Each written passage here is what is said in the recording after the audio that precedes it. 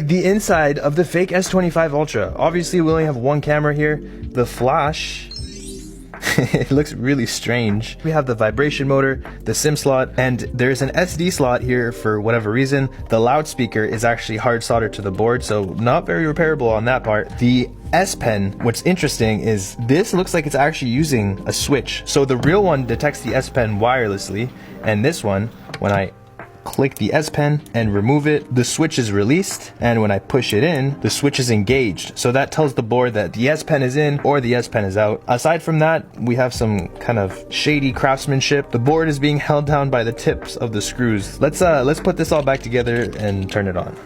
And we have the welcome screen. What the hell are those bezels? They're absolutely massive. It looks nothing like the real S25 Ultra from this angle. And why is it that we have a ring around the camera that's that large? Very, very strange. To spice things up this year, we're actually going to be doing the setup right beside a real S25 Ultra. And yeah, you can already see the difference. We have a nice background here, and over here we just have a white background. Let's go through the setup and see if there's anything similar, because right now there isn't. Yeah, it doesn't seem like they put much effort into the setup screen, but maybe the home screen has more to offer? Let's find out. This doesn't really seem to be running One UI 7, which the S25 Ultra is. It looks like it's running an older version of One UI, and it probably doesn't have the AI features as a result. In the settings app, I mean, things look more or less the same, but you can see that it has Galaxy AI. There's no Galaxy AI here. We keep going down. The battery says it has 2 days and 15 hours left. We'll go down to About Phone, and honestly, kind of convincing. So there are some differences here. The real S25 Ultra just looks a lot cleaner, obviously. Let's go to battery information, and it says it has a 5,000 milliamp hour capacity battery, which is what the real one has.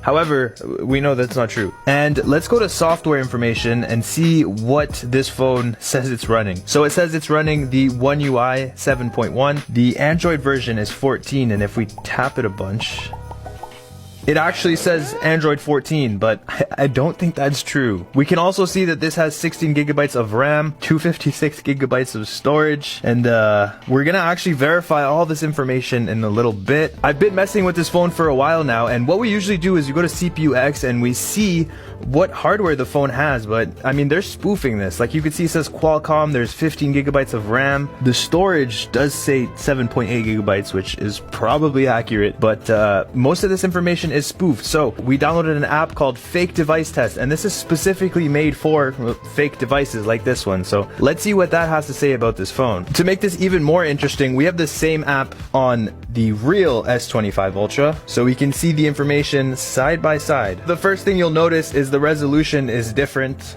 Obviously you can just visually tell. And the next thing is the Android operating system. So remember how I said it was on Android 14? It's actually on Android 8, which is a long ways away. If we scroll down here, this is where things get interesting. So this app actually has an internal storage space verification test. Basically, it fills up the storage all the way to the brim and tells you how much storage this device has. And in this case, the app confirms that this only has 6.95 gigabytes of free space. So very far from 256 gigabytes like we see in the settings, but for some reason it's not really picking up that the device is fake just yet. It says that it's passing the tests. Next, we should be able to see the CPU information if we scroll down here, and of course it looks like we have a MediaTek 6753. We'll scroll down more to RAM information, and this one it caught for some reason. We have the fail, obviously it's red. It has 16 gigabytes of memory, which is more than the original, which is insane. And it says alert. The amount of RAM this device is reporting is being faked. The true amount of RAM is likely less than 4 gigabytes. We're gonna do another thing we haven't done before. We're gonna run some actual benchmarks side by side with the real S25 Ultra. We'll open up 3D Mark. The craziest part before I launch this test is that it says your Samsung Galaxy S25 Ultra is too powerful for this test. We recommend using Slingshot Extreme, but if I go to Slingshot Extreme, sorry, your device is not compatible. So let's go ahead and press play and see what happens. You can see that the S25 Ultra is flying through this. The fake one still hasn't loaded yet. And the fake one has loaded, but look at that. We're getting like 1 frame per second. Yeah, I'm sure you guys can see where this is going. It doesn't get any better than that. So these are the results. The S25 Ultra maxed out at 120.22 FPS, and yeah, it barely made it to 14 FPS. Most of the time it was stuttering and doing terrible. The score is 0% for the Samsung Galaxy S25 Ultra. If you guys think you want a fake phone like this, you really don't. It's painfully slow. It's time to take a look at that S Pen.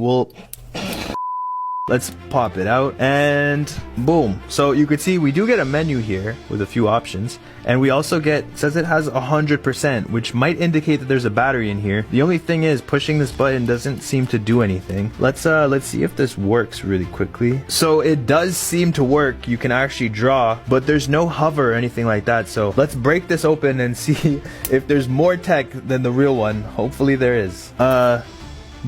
The button's completely fake. It doesn't really look like there's anything in here, but